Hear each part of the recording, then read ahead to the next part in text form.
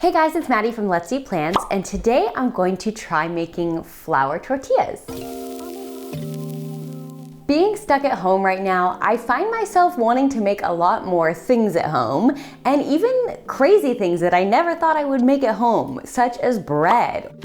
And so I was having some cravings for flour tortillas and thought, hey, if I can make bread at home, I can probably make flour tortillas at home too. So after a little Google research, I did find a recipe that claims to be the best homemade tortillas, and it does look pretty easy and straightforward. So that's what we're gonna try today, and I'm really hoping this works out. I have never made flour tortillas at home. I've never really made any kind of tortillas at home.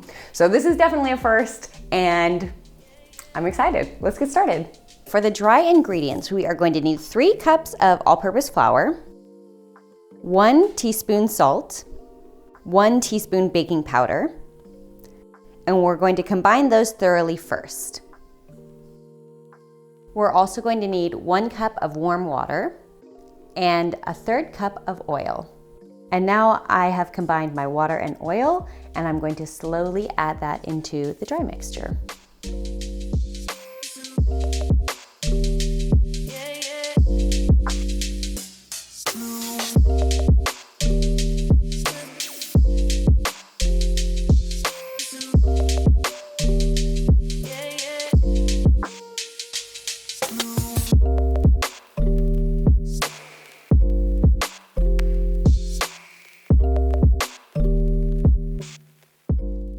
This dough is so sticky right now. I think this is correct, but it's a lot stickier than I thought it would be. So I'm just continuing to follow the directions, which says to use a well-floured work surface, and hopefully it'll be fine.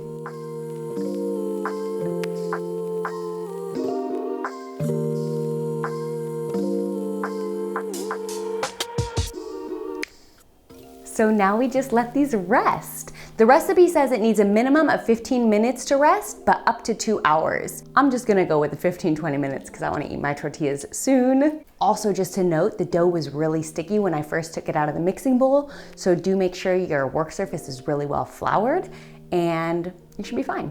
Okay, I just floured my second work surface and my rolling pin in preparation for these little guys to be ready. It's been about 20 minutes now, so I'm gonna try and start rolling these out, and hopefully they roll easily.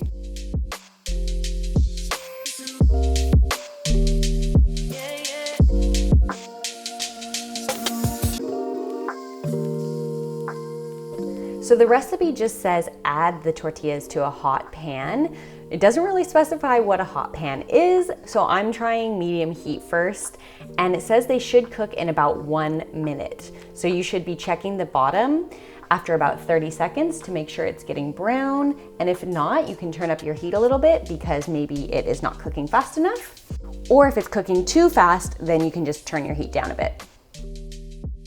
I think for the remaining dough balls, I'm going to try and roll it a little bit thinner, and also just cook it a little bit longer because, like I said, mine are not very brown.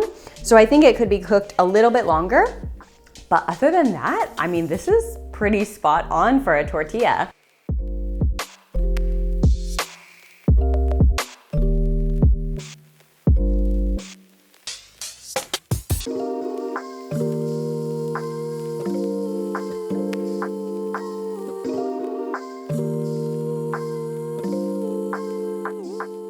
Please note the aftermath of rolling out all these tortillas. Holy moly. Okay, the hardest part of this is definitely rolling and cooking at the same time. I did find that was the easiest way because you don't want to stack the uncooked tortillas or they will stick to each other. So I would just roll and cook and then swap, if that makes sense. So while one is cooking, I would roll out the next one, and that just seemed to work the best.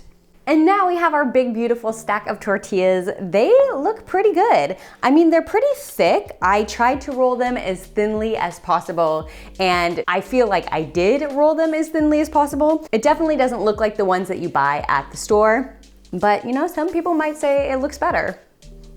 like minus the shape.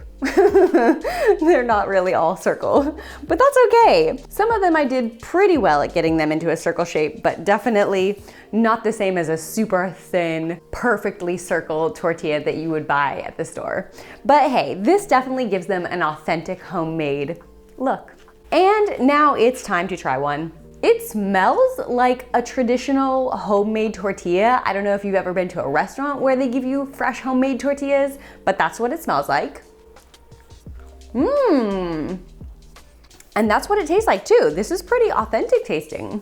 Wow, that's pretty good. I mean, it is a little bit doughy and chewy, probably because of the thickness. But other than that, I would say the taste is like pretty much spot on. I'm actually really impressed with these. I was kind of thinking this recipe might be a fail, and it seemed to work out pretty well. So I do think that these are pretty worthwhile to make at home, especially given the current circumstances where we can't run out to the store all the time, and a lot of people are making more things at home than they used to. So if you do make this recipe at home, please let me know in a comment down below. I would love to know if you liked it or not, and also if anyone has any tips to improve my technique, I am more than happy to hear it, because I feel like these could have been rolled out a little bit better. If you did enjoy this recipe and you're looking for some more easy vegan recipes to make at home, you can check out this short playlist right here. Or if you're looking for some gluten-free recipes, I have a whole playlist of gluten-free grains right here. Thanks so much for watching. Please feel free to subscribe, and I will see you guys next time. Bye.